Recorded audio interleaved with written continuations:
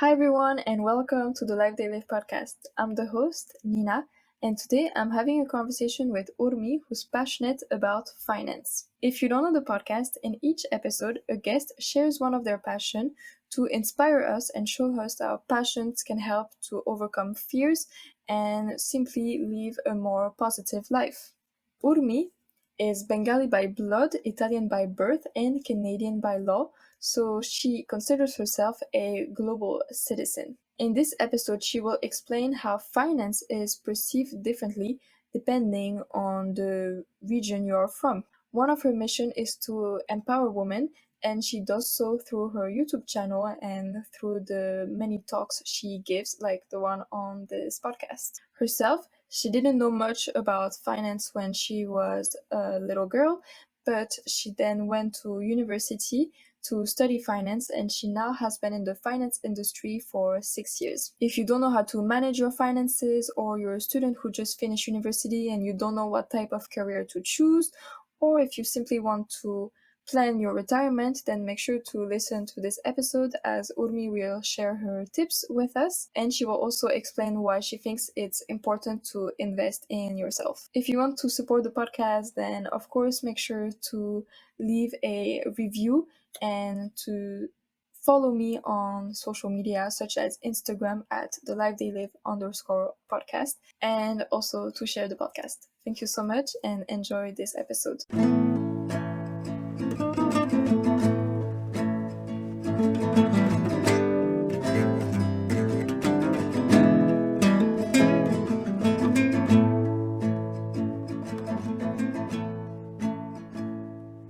Hi, Humi, how are you doing? Thank you so much for joining me on the podcast. I'm very happy to have you on the life they live. Hi, Nina. Thank you for having me. I'm very excited to be here today. Yeah, thank you so much. Do you want to introduce yourself maybe in a few words before we dive in the main topic of today's episode? Sure. So, hi everyone. My name is Urmi. I live in Montreal. I've been living in Montreal for a very long time. I am originally from Italy, and here in Montreal, I work and study. I specifically work in the financial services industry. Great. Yeah, so we will talk about finance as this is your passion. You have a passion for finance. And I think before we go and talk in details about your passion, it's nice to talk a little bit about your background and where you grew up, because I think that for you it's very important, this multicultural aspect of your life. So do you want to go maybe in more depth in terms of where you're from, where your family's from, where you lived? Sure. So I was born, so I always tell people I am Italian by birth, Bengali by blood, and Canadian by law. But I also tell people that I'm like a global citizen. So my whole life I was basically I was born in Italy. I was brought up there with parents coming from Bangladesh. And then many years ago, I moved to Canada, and I feel like all these like different cultures and nationalities, they shape me to be the person that I am. And because I have like these many cultures, I always tell people I think I'm a global citizen. I belong to the world, and I am all nationalities. And for you, so what does it mean exactly to be a global citizen, and how does it impact you in your everyday life? I would say for me, it really means to be a more open minded person, and also means integration. Because I feel like no matter in which country you go, you are the citizen of the world, and you have to just, integrate with the culture, with the country that you're visiting. And I think it's very important to be a very open minded person, especially when you travel and visit new places, and just to be open to new cultures and new learnings, new languages, because we are all different and authentic at the same time, and that's how we can like be a better person. So that's how I define global citizen. Yeah, yeah, I'm sure people would have different definitions. Maybe it's also very personal. So I've talked about it on the podcast in the past a little bit, but I also, was born in France, and my family is French, so um, my whole family is French, but then when I was 9 years old, I moved to Mexico. Then I went to the United States, Germany, and now the Netherlands. So I also understand what you mean by, identifying as like a global citizen. And yeah, I guess it depends also of the relationships you have with these different countries. But for me, for example, even though, I'm not Mexican, like I don't have the Mexican nationality, Mexico will always have an important, place in my heart. And it's definitely a country that impacted me a lot in my life. So I do think you grow a lot from these experiences. And yeah, so I completely understand what you mean by that. And when you move, so you moved first from Italy to England, right? If I'm not wrong. Um, so I did live in Mm-hmm. England for a year, and then we went back to Italy. So this happened like during my childhood. Okay. Like a lot has happened. So we were in Italy for a couple of years, and we went to England for like a year. Then we went back to Mm-hmm. Italy, and then I finished all my school there, and then I moved to Canada. And now my parents are in England, so Okay. they just keep moving. And so you've been so you're in Montreal, right? So did you learn French when Hmm. you moved there, or did you already speak French No, before? I knew French Okay. before coming to Canada because I took like intensive French Mm-hmm. courses, but I also had to take some courses when I came to Canada because I don't know if you are aware that the French from Quebec and the one Yes. from France are pretty different Mm-hmm. in terms of the accent. So it was pretty difficult initially for me to understand the accent because it's like something else. Because I grew up, well, I learned the accent from France, so it was easier for me to understand it. But when I came to Canada, I was like, okay, I think I need to take some lessons because this is something else. So yeah, so I knew it before coming, and then I took some courses here. Yeah, there's definitely differences. I've been also in to Montreal when I was little. I don't remember exactly how old I was, and it's also mostly the expressions that they use. Sometimes I'm like, okay, I have no idea what they mean because it's like different expressions than the one we have in France. So it's definitely yeah, it's definitely nice to learn new languages, and I think it's very important if you live in a country. You definitely get a different experience if you speak the language or if you don't, speak the local language. So it takes time sometimes to learn a language, but I think there's a lot of benefit in learning languages. And in terms of the fact that you identify as a global citizen, what would you say are the benefits maybe and disadvantages of feeling like you come from different areas of the world? So I think when it comes to benefits, there are so Hmm. many, and like you feel, like I said before, you feel more like an open-minded person. But I think it also makes you very empathetic and compassionate because you get to learn about so many different things that do not happen perhaps in your own cultures, and then you learn them from other cultures, and you try to understand a little bit. Okay, this is how they are because of all these things that are behind them. And I think this disadvantage, which I also think is also, it could be an advantage. I think when you have so many nationalities, sometimes it's hard to define one, and sometimes it's hard that you probably don't feel like you're fitting a box or you're ticking a box. So you feel many times you feel like an outsider, but it has a good side out of it. It's just that you are authentic or original because there might be not many people like me and you with that many nationality or with the same nationalities. I think in a way it makes us very special and very unique. So I guess it could it be disadvantage? I don't think so. I think you can just flip it and see, okay, yeah, I felt as an outsider, but now I feel like I'm unique because there are not that many people like me. But it's true that I do understand what you mean by feeling like an outsider. I don't know if you have the same experience, but for me, when I'm in France, I feel like I'm an outsider. And then when I'm abroad, I feel like I'm French. I don't know, it's kind of hard to explain. I don't know if you experience the same thing or not. Yeah, for me it was mainly yeah, I did feel that, but it was mainly when I grew up. So it was more like let's say I felt an outsider when I was like going to school because there are not that many people like me. they look like me. I had Italian friends and I was Bengali. And then when I was at home, I just felt like I didn't feel Bengali enough because I feel like I had an Italian side in me. So there was like, that's what I mean by outsider, where you're not enough of something. Yeah, but like you said, I do think you learn also a lot from it, and from also you learn how to adapt to different places.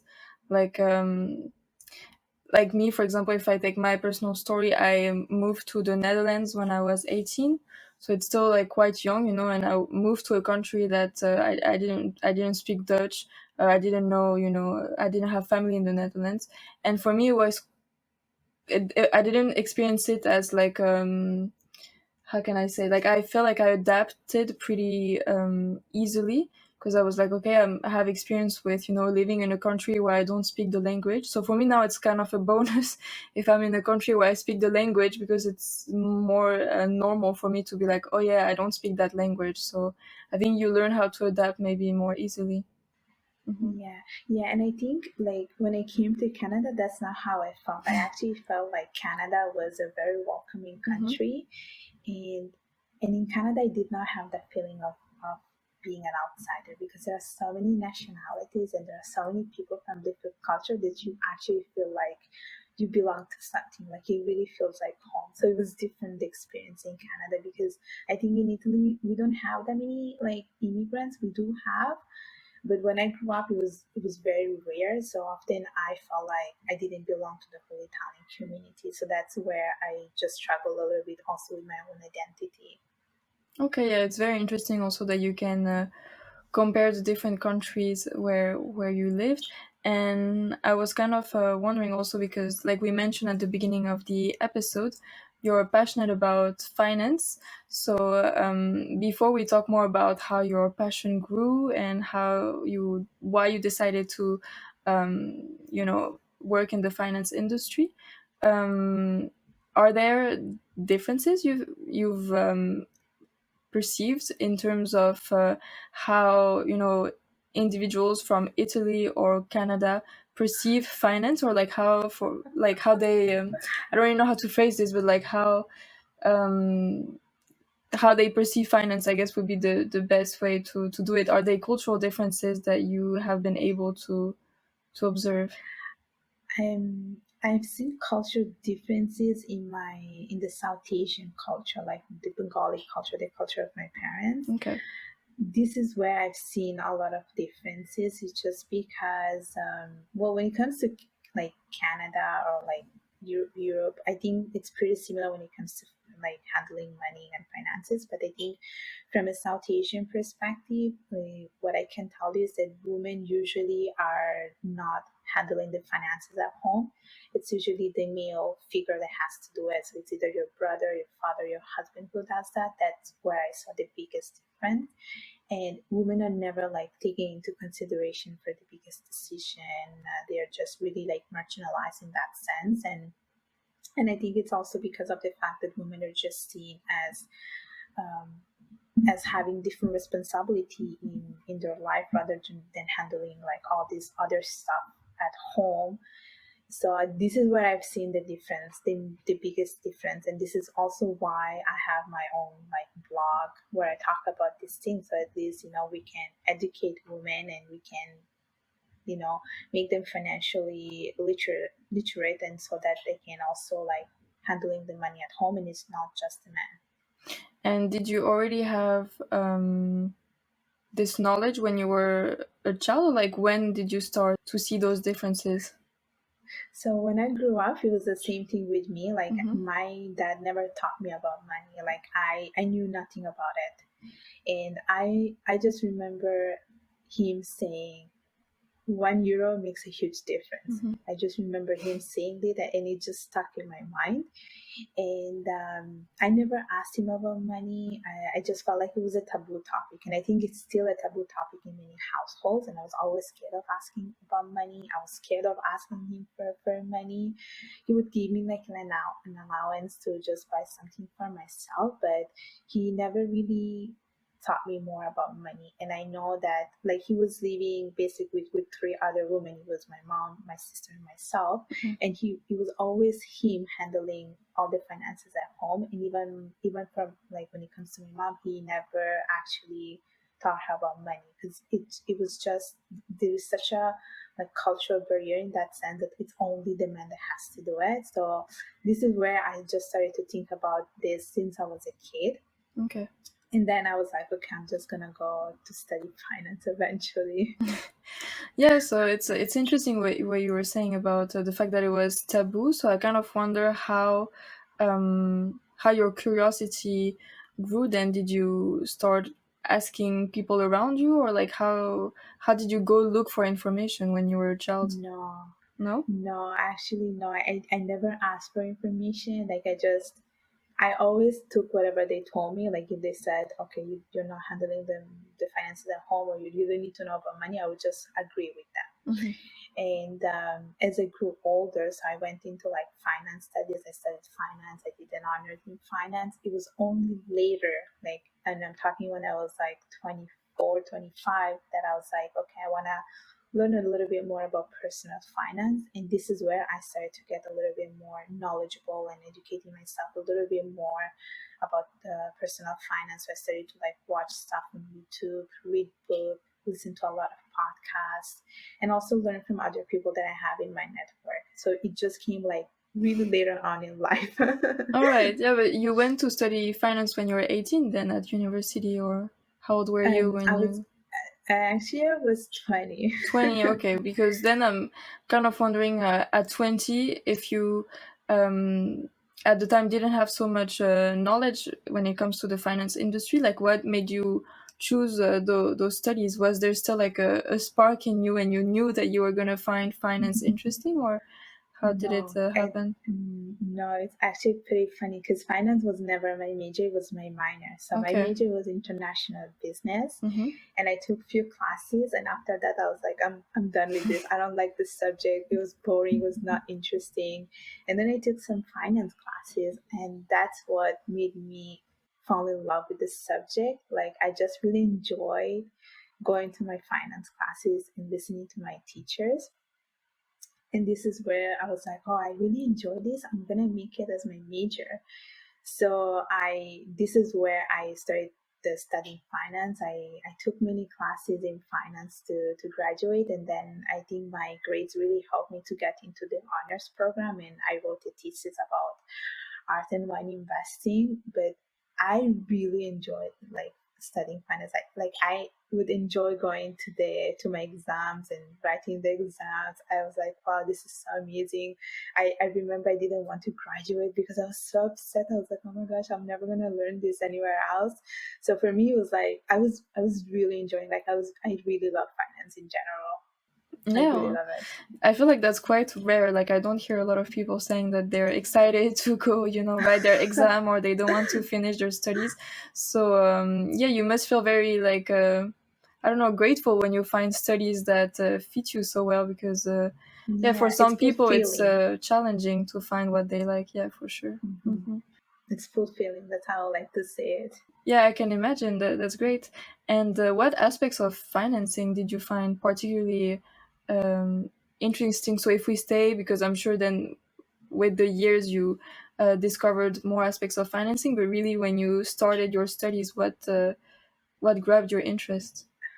So it's very dynamic as a subject. Like there are so many things that that happen. There are so many products being developed. Like now we have Bitcoin. So every year there's something new. But what I like a lot is company valuations. So you see the stock price, but there is an like a story behind this stock price, and this is what really like interests me a lot. And you start to like learn more about the story, the history of every company, and every company goes to different places. You try to like learn about the different challenges. You learn about how they make more money, or how they're able to be successful, or how they are able to innovate themselves.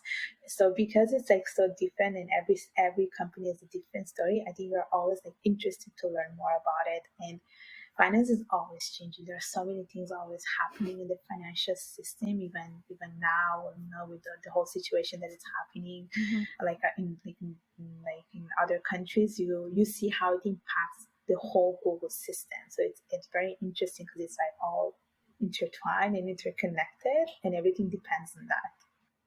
Yeah, I can imagine it's for sure interesting to be recording this episode with you because I haven't mentioned it yet. I told you already when we prepared this episode, but finance is really not the area that I'm the most that I know the most about. Let's say it like that. Yeah, for me, finance is kind of a area that always seemed like I don't know. I've just never really been attracted to finance, so that's why I think it's really interesting to record this episode because. I'm really gonna learn also from that, and that's the whole point of the podcast. And then I can ask you also questions coming from someone who is a beginner, I guess we can say it like that. So yeah, I really want to learn more about that, and also I think like now also in society it's becoming so important to invest in yourself, and I know that's something you also say that you find it important to invest in yourself. And why do you think it's so important? And also, what do you think it means at the end of the day to invest in yourself? So I like to think that we are the biggest investment that we can ever do. And I think it's always important that you do as much as you can to enrich yourself. And by that, I mean like, taking courses. Like if you, let's say, enjoy photography, then take photography classes so you can learn a new skill. Or let's say you like to speak in public, or maybe you're afraid but you want to overcome the fear, then you should join like public speaking clubs. And this is something that I do for myself as well. Like I like to, like, I have a fear for public speaking, and I was like, okay, I'm gonna get over this fear. I'm gonna go to Toastmaster, which is a nonprofit organization that is dedicated to for people that want to work on their public speaking skills. Other things that I do, for instance, is have my blog and just work on my writing skills, because I'm like, oh, eventually, if I want to, let's say, write a book, then, I have worked towards that. Or other things such as, like, I really enjoy volunteering, and I think through volunteering, you can learn a lot of skills that probably you wouldn't learn at work. You can learn a lot of soft skills. And I try to use my time to do that. And other things that I do is I take courses, try to learn new languages, read books, and that's what I mean by investing in yourself. You just have to do as much as you can to just enrich yourself, become much more knowledgeable. And I think that's also where you feel much happier and satisfied with the things that you have accomplished, because you're like, oh, I'm learning so many new things. It feels great. So that's really what I mean by investing in yourself. Yeah, for sure. I completely agree with you, and it's very personal, also, of course, how you want to invest in yourself. But there is also, yeah, a lot of yeah. It's very. You used the word fulfilling earlier. I think it's very fulfilling to learn so many skills, and to work towards achieving your goals. So I can only agree with you on that. And just to come back quickly on your studies, I think it was interesting that you mentioned you wrote your thesis about art and wine investing, because I wondered when I first saw that, like, why did you decide to focus on art and wine? Are those also passions of yours, or did it just happen? No, no, no. I don't have a passion for Hmm. art and wine, but so when I was like writing my thesis, we had like a choice. We could like choose some topics from whatever was discussed previously from other students, or we could just think about something that wasn't discussed. So because I am all about like being original and authentic, I was like, let me see if there's something different that I can talk about. And I just felt that we always talk about like investing in stocks and bonds and other stuff, but we never talk about investing in like stuff like art and wine.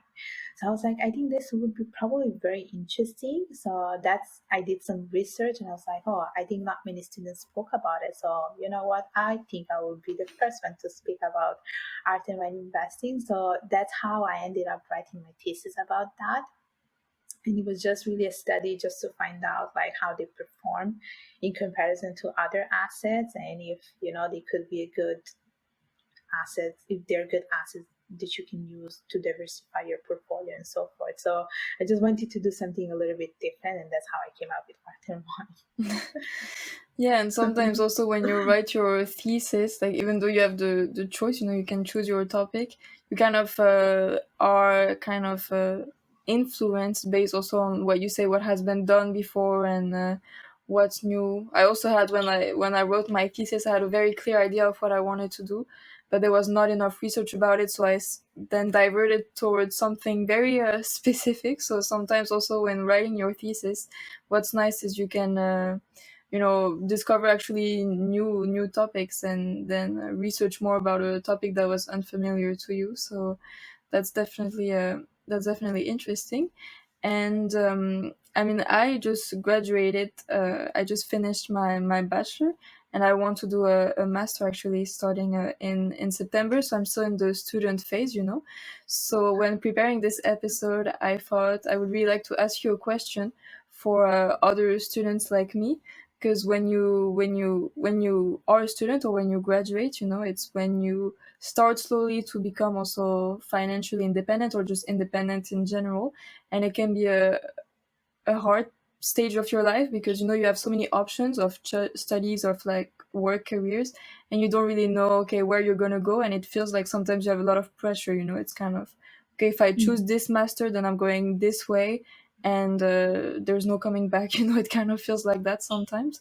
So I was wondering, based on your experience, if you have recommendations you would like to give to students that just graduated and they want to be on the job market, but they also don't really know how to manage their finances.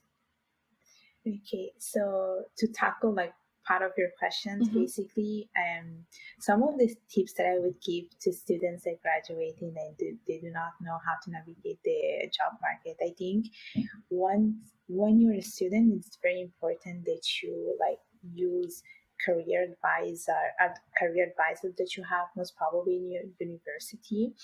They are there to guide you, to help you, and they will probably like help you to see help you to give you a little bit of like clarity and understand where you want to go. I think it's also important to have a mentor in university or somewhere in your circle who went through the same struggles, and I think those are probably the biggest resources that we can ever have, because they went through the same struggle and they probably be able to answer our questions. And also to go to career fairs and to network a lot. And I think it's very important to network when you're in university and build, let's say, your curriculum or LinkedIn from the start of your journey in your university. I think it's important that you start from there and have connections, and also to participate. I'm pretty sure you guys have like programs where you take a semester off and you work. I think Mm-hmm. it's important to do those, and also to do as much as you can when you're in university, because like there's so many things that university organize, like case competition or different like activities. Just go in all of them so that you can learn a little bit about what you want to do and explore yourself. I think those are very, very important. And when it comes to finances, I think it's very important that you do not like it always comes to like student loans. Mm-hmm. It's very important that you do not like pursue a degree, let's say for $30,000, and then you find a job that only pays, I don't know, 20,000. Maybe it's not the case, because then you're not being compensated enough to pay your student loan. So you always want to also check like, okay, I want to go into this degree. Is this something that I want to do? Is it gonna open me the door in the job market? You want to make sure of that. And I think it's also very important that you know your basic finances, like budgeting, saving, that you start investing. And it's always important that you start from a very young age, because I think it just helps you to build a solid foundation.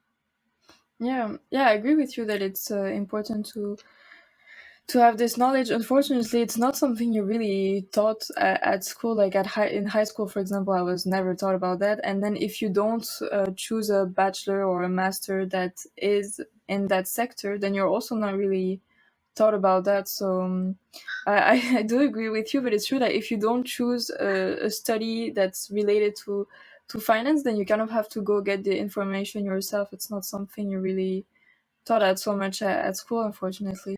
But you know what? Even in finance, no one teaches you about personal finance. It's something like even in Canada or in other places, like in Italy, no one teaches you about personal finance. It's like it seems almost it's like a taboo topic, so you have to learn it by yourself. But I think it's something that we need like from the beginning. It's part of our daily life. So I don't know why it's not taught. And even when I took finance classes, it was more towards like investing. It was nothing about personal finance. So I Hmm. can tell you that I had to learn a lot by myself.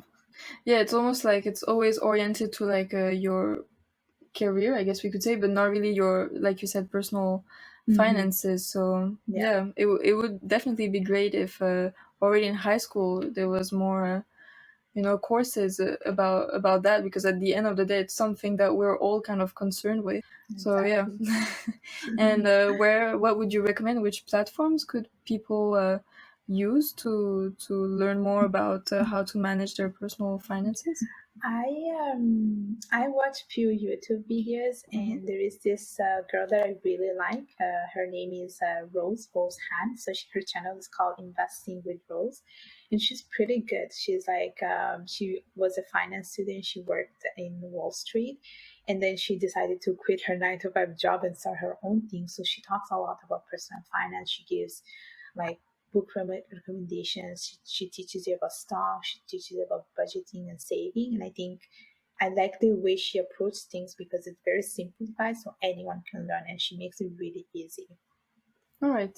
Yeah, then it's definitely good good recommendation for the ones that want to learn more. Are there also maybe podcasts or books that you would recommend, or? Yes, I have a book that so there are many books that I really like, that I really liked, but one in particular that I liked, it was this book called The Latte Factor from David Bach. So what I really liked about this book is it's super short, but it's short, but it goes like it teaches you a lot of things. So it tells you how like a latte, let's say, roughly costs, I don't know, $5, without taking into consideration the whole inflation and everything. But let's say it costs $5. And what he's telling you is that if you use that $5 to not buy your latte, but actually to invest it, you can actually become a millionaire. Okay. And I agree with that because I had a habit of buying coffee like every day, once in the morning, once in the afternoon. And I remember looking at my bank account and thinking I just spent $300 on coffee for the whole month. But if I have used this money to invest it and I let it grow and compound, it would probably like I would probably be much richer than I am right now.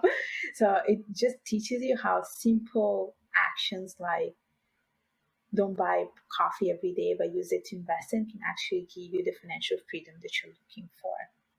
Okay, yeah, it's interesting because then it means like even if you don't have to uh, spend hours on it, just like daily actions can also help you. So that can of course be reassuring maybe for some people that like me, I guess, who want to learn more about finance, but you don't really know where to start, because there's so much information.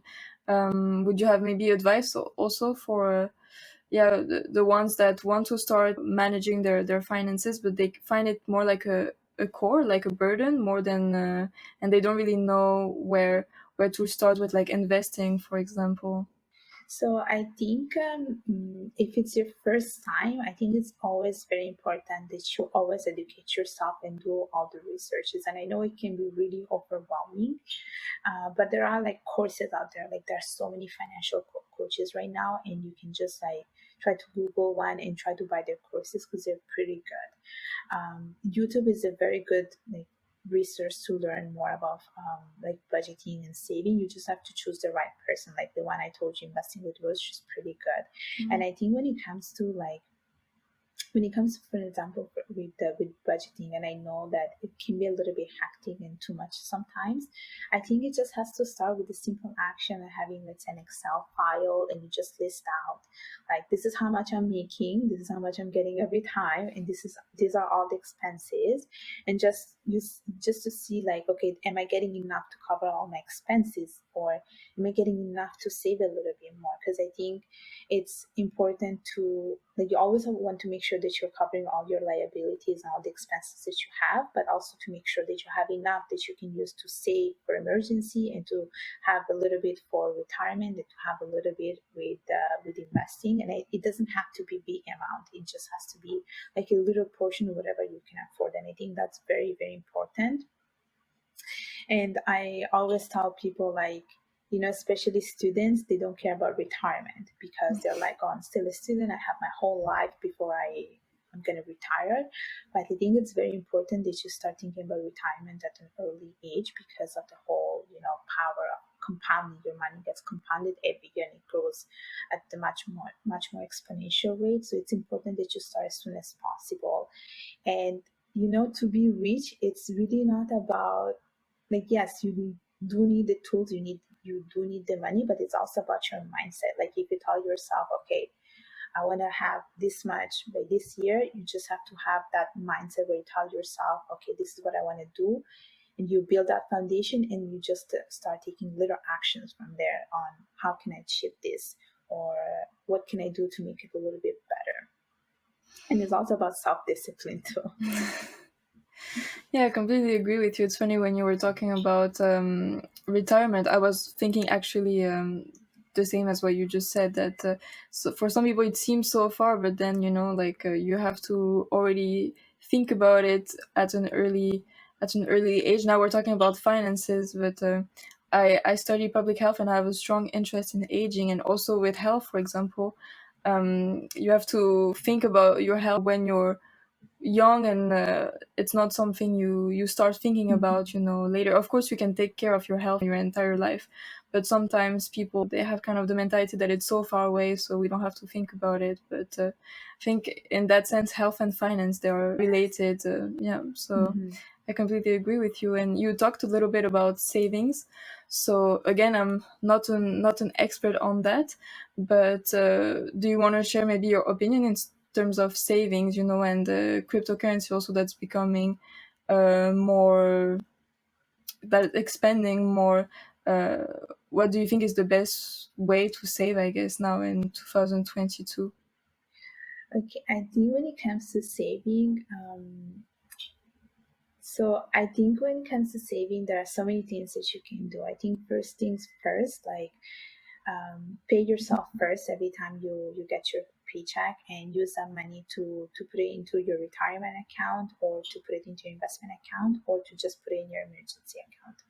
Because I think, as you mentioned, with health concerns, I think we have seen through the past years that, with the whole pandemic and everything, that, it's important to have an emergency account, especially because you want to make sure that you have that enough cushion to face the unexpected. If something happens, if, let's say, you have to buy a ticket plane to go somewhere unexpectedly, and you don't have the money, then you want to make sure that you can rely on your savings account, in your emergency account. And I think usually for the emergency account, they say to have it like 3 to 2 months.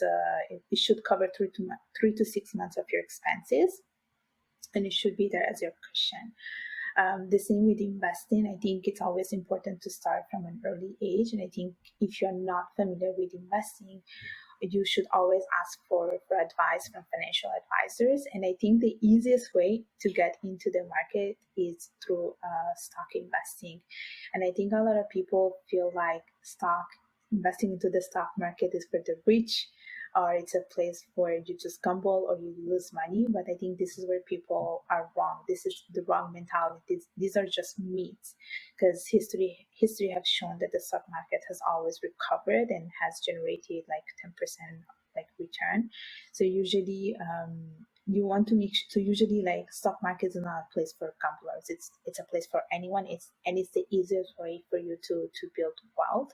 And I think in that sense, you want to make sure that you're investing like in diversified indices, or you buy like diversified mutual funds. Those are the easiest way to get into the market, or also to buy ETFs. And you mentioned about cryptocurrency. So I actually was I did a lot of research and I read a lot of stuff about Bitcoin. And a lot of people call it as in digital gold, but I don't know how I feel about that. I think everyone has a different opinion about Bitcoin because it's like something relatively new, and I think there are like a lot of regulations around Bitcoin. People are a little bit skeptical about it because it's so new. You don't have that many intermediaries when you're dealing with Bitcoin. People think, oh, is it going to be the new currency they will be using? I know that some countries, I think like El Salvador, has already adopted the use of Bitcoin. And there were many issues in that country where people were saying, like, I'm getting paid in Bitcoin, like my salary, my paycheck are in Bitcoin, but then Bitcoin keeps fluctuating. So every time it goes down, their salary amount goes down. So I don't know how I feel about Bitcoin. I think there has to be a little bit more studies to be done just to understand if it's something that it's going to be, on a long term. I think for now, when it comes to investing, you should just rely on what has been there for like through time, like investing into the stock market. Because I think when it comes to Bitcoin, I always have like an opinion about it, and I try to stay away from it. I think if you ever want to buy Bitcoin, you want to just buy in small quantity and not make it a big part of your portfolio allocation. All right. Well, thank you very much for all your recommendations and your advice. It's very very useful, and I think it's important you mentioned that everyone can do it, right? So it's not only for the ones who feel like they're experts in finance. So no matter your profession, no matter your background, I think it's important, like you mentioned, that anyone can start. And now we're lucky with platforms such as YouTube or podcasts or books. There's so many ways to get information. So you also said there's courses you can find, and I think that's great that we have that nowadays, and we can have access to information so easily. You just have to make sure you choose the right information, but that's another challenge. But thank you so much for sharing all your recommendations. And just to go a little bit again more towards your personal story, we talked a lot about your studies, but not really about when you started working in the finance industry. Do you want to tell us maybe a bit more about what was your first encounter with the finance industry? Okay, so some of the tips that I mentioned earlier, how you're supposed to be like networking and build your curriculum when you're still a student. Well, I didn't do any of that. So I'm like the worst example, but I didn't do any of that, and I struggled a lot when it came to finding my first job. It was very hard because, especially like in Canada or in America, it's very competitive, the market. You have so many like knowledgeable and smart people that sometimes it's very hard to beat the competition. So I just remember that I was like, okay, I need to find a job. I have nothing. So I went to a networking event. It was like a career event. And I just met the first person that was there in this company, which was my first job. I just gave my resume to this person and I said, yeah, I'm looking for a job. I'm interested in working for you guys. And then a few weeks later, she called me, and that's when I started to like get interviews. I did 2 rounds of interview, and that's how I got the job. And I remember feeling super happy when I got the first job. I was like, oh my gosh, it took me so while to find it because I started from like an early time to look for a job, but I was always getting rejected. And I think everyone will go through that phase. Like we're always gonna get rejected when you're looking for a job. It's not easy, and you need the good connections. So I remember that's how I got my first job, which was in the financial services industry. And then later on, I had to change the job, and this is how I am in my current company. So it was a rough start, and I think it's always going to be a rough moment always. Like even when you are working for a long time in the financial industry and you want to switch, it's not that easy. Like it's hard because the market is always changing, and you probably have to always, you know, do things to educate yourself to become a little bit more knowledgeable, because maybe some jobs require that particular expertise and knowledge, like Excel or using macros, VBA, if you're like working in the financial service industry. So things are always changing and evolving, and you always have to evolve yourself too to adapt to the new world. Yeah, and I think also you talked about having a network and making connections, and I think sometimes, especially students at university, they focus a lot on like academics and not really on other stuff, if I may say. When I think it's important also to have activities outside of school. So, for example, if I take my story, this podcast that I'm doing is not related to my school. It's just me who decided to start this podcast, and I did so because I was curious. I wanted to learn, and when I started, I didn't really think about the future and really the benefits that I would get from this podcast. And now it's been a year that I have it, and I realized I've made a lot of like connections actually. And now I know people from all over the world in different fields. I think it's nice also to mention that other than your activities in your school or in the workplace, you can also start projects on your own, and that those will also bring you a lot of value, I think, that can then be used in the job market. Mm-hmm. Yes, I agree. And so you've been in the finance industry for 6 years now, right? If I'm not wrong. Okay. Correct. And how has it developed? I'm sure your viewpoint now is not the same that you had 6 years ago. It's I enjoy being in the financial services industry. I really like it. I do think it's very male dominated industry. I do think of that, and it was always like that. Like even when I took my classes, I belong to the smaller like population of female population taking finance as a degree. It was always like a lot of boys in the class. But it's the same thing also in the like when you're working as a professional, is the same thing. It's very male dominated, but I think things are a little bit evolving and progressing a little bit better. I think we see more women working in the financial industry, and we see a lot of women having their own businesses and being financial coaches. So things are evolving in a better way. But as I mentioned before, like you always have to invest in yourself. You have to take classes, or you have to learn new stuff if you really want to stay, if you want to keep up with the competition, or if you want to get a job. And I think when it comes to finding a job, even if I've been here for I've been working for 6 years, it's still hard when it comes to like changing job or looking for another job. And this is where your connections are so important. And myself, a little bit like you, I feel like through my YouTube channel with all this podcasting, I think I built a huge connection of people, and I know people from different countries. And I think this is so important to do, especially if you're a professional, because you never know, it might open you doors and to different opportunities. So it's always important to network. Like networking, I think it's probably the key part of working in the financial industry, or just working in general. Hmm. Yeah, for sure. And so you just mentioned that there are not a lot of women in this industry, and I know that for you it's important to teach girls and women about finance. So I mean, you already answered why it's important to you, but how do you do so? What have you been doing these past years to really achieve that goal? So I've been doing a lot of volunteering activities. So I volunteer in many organizations that are dedicated to women's empowerment.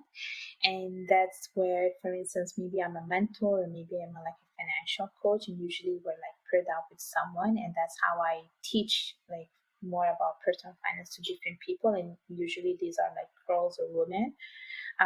I also wrote a couple of articles, blog articles for other organization, and then I was like, okay, I'm gonna start my own blog.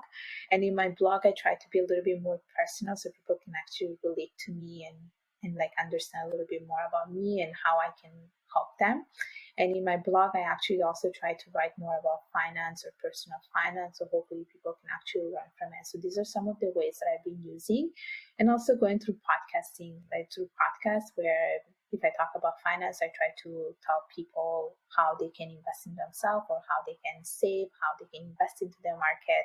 So these are some of the tools I've been using, and I think I do a lot of that with all my connections. Like if I see that I know someone that works in the financial industry, I ask them, okay, do you want to like create a video, or do you want to do an episode together where we talk about this? And in that way, we can get a different audience and also get a broader audience as well. Whether it's women or men, like it doesn't really matter. I think we should be equal in that sense. I think it's also about equality, but I think as I said before, when it comes to like teaching finance to women, it's more because I think, especially from the South Asian perspective, women are never taught about finance, and I think we need to break that. We need to change that. I think everyone should be given the equal opportunity when it comes to like managing finances at home or just knowing about finance in general. Yeah, and I think it's interesting um, that you mentioned that, because then it really shows how uh, the fact that you're a global citizen has impacted also your passion for finance. So I always like, to see like links made. So I think it's really nice when you have one aspect of your life, that impacts another. And you also mentioned again right now investing in yourself, and that is important to you. So as you know, on this podcast, I talk about passions and also about wellness, because I think passions can help us overcome fears, and I believe passions can have a lot of power in your overall wellness. So it can be physical or mental wellness. So I wanted to talk a little bit about that with you also. And so that's a very simple, straightforward question. But how do you think your passion for finance impacted your wellness? I think in general it has been a positive experience. I think when you do what you love, it will always be something that will bring a lot of wellness. Like I think, like I do a lot of things in my free time that are related to finance, and that brings me a lot of happiness and fulfillment. And I always have people telling me like, how do you manage all this in your daytime? Like, where do you find the time? And I tell them, if you do what you love, you will always find time. That's my motto. And I think um, like when you follow your dreams, when you follow your goals, and you don't let anyone to stop you, and you just do what you love, I think it just brings a lot of happiness and fulfillment in general. And it is also a question that I ask to many of my friends, because I have a friend who runs her own business. She quit her 9 to 5 job, and I told her, are you happy now that you left that job and you're running your business on your own, which could be stressful, it could impact your mental health? And she was like, yes. She was like, even though I work maybe 9 to 9 now because I'm just running my own thing, it just brings a lot of fulfillment. Because I think sometimes it's not really about money, or it's not about doing what the society tells you to do, but I think it's also finding what you think is good for you. And I think when you find your own path is what will bring a lot of wellness, I would say. Hmm. Yeah, and it's interesting. You've just mentioned that your friend who now works 9 to 9 is happier than when she worked a 9 to 5, and I feel like a lot of people sometimes the 9 to 5 has become kind of like the scenario, if I can say that, a lot of people from our generation want to avoid now. Like a lot of people want to get away from that 9 to 5 job scenario, and at the end of the day, it's not really about how much you work, as you've just mentioned. It's really in what environment you work. Is it fulfilling to you? I think it's nice that you mentioned that, because sometimes we think, okay, I have to work as little as possible, but you say it's not really about time. It's mostly about what you do, if I understand correctly. Yeah. Yes, Hmm. yes, I agree. Yes. Yeah, and you talked also about stress that it can bring a lot of stress. So what do you think? What would you like to say, at least to people who want to become financially independent without the stress that it can bring, also especially in our society now, with all the pressure that we may have? What are the best strategies according to you? You know what? You mentioned a good point, and I think I don't know if you watched that TV show called this Squid Game Mm-hmm. on Netflix, where like I really enjoyed that show, but I enjoyed it because of the financial perspective that was in it, where you see people are like stressed out, they're like burnout because of this whole financial burden that they have, and they're like sitting on so much debt that they're willing to go and play this game and willing to have people kill just so that they can win that much money. But then at the end, you see that even if you win that much money, it's not bringing you any sort of happiness. And I think the society always makes us think that money is a source of stress, but I don't think it has to be like that. It really, I don't think I mean, it could be a source of stress if you do not know how to manage it well. And I think as people, we tend to like overspend sometimes. We also tend to see how other people are dressing, or we tend to see more as a social status, right? Like if we see someone who's always dressed with like, I don't know, Gucci or money or things like that, we tend to think, oh, they're super rich, but maybe they're sitting on so much debt. And just because you see them rich, it doesn't mean they're rich. You know, you have to feel rich. I think that's more important, which goes back to how, like, it goes back to how you, like, the whole financial mindset. Like, you don't have to be rich, you have to feel rich with yourself. And I think when it comes to like managing stress with finances, I think it's just being disciplined and having good money habits, you know, making sure that you are saving, that you're not spending much more than you can afford, that you're not living paycheck to paycheck, that, you know, there's this simple budgeting tool. It's called 50, 30, and 20 budgeting tool that tells you like how much of that money should go to your needs, how much to your wants, and how much to other stuff. And those are like simple tools that you can use to really budget. And I think it always starts from yourself. Like if this something that you want to do, if you're determined enough, then you will make sure that you will not cause finance to be your stress factor. So it always starts with yourself, that if this is what I want to do, I will make sure to achieve it. And I know I have all the tools available for me, because we live in such a like world full of information that there is no way that you cannot achieve what you want. So that would be my advice. Yeah, great. And to add a little bit on what you were saying, I think also if for some people it's hard to, or it's a burden, to keep track of their finances, they can associate it to something that's important to them. So I don't know if it makes sense when I say it like that, but for example, let's say you love to travel, and you want to manage your finances better, but it's a burden for you, then try to just think of your goal, which is to travel. If like thinking about finances is too stressful, like attach it to what you're passionate about. Yeah. Yeah, and it always goes back to your why. Like you always have to think about, okay, I want to travel, but I feel like I don't have that much money. But let's think about the ways I can make more money, which is maybe you can ask for a salary adjustment at work, or maybe you can build multiple sources of income streams. And I think that's where you can like link your passions and you can monetize your passions. And I think that's probably the easiest and probably the best and fulfilling way of like monetizing your passion and just be financially free. Because for instance, if you have, let's say, a passion for cooking, you can write a cooking book, you can open your own YouTube channel, and you can like monetize all these things, and you get money from different sources, and you're not depending in one source of income. And I think this way, you know, you can achieve your goals. So I'm getting money from this other income, so I can travel two places per year instead of one, for instance. Yeah, I really agree with you. And like you said, there's a lot of several options, and if you combine them well, for sure, then you can try to work towards your goal. So I think that's very good advice. I think then that's it for the most of the episode.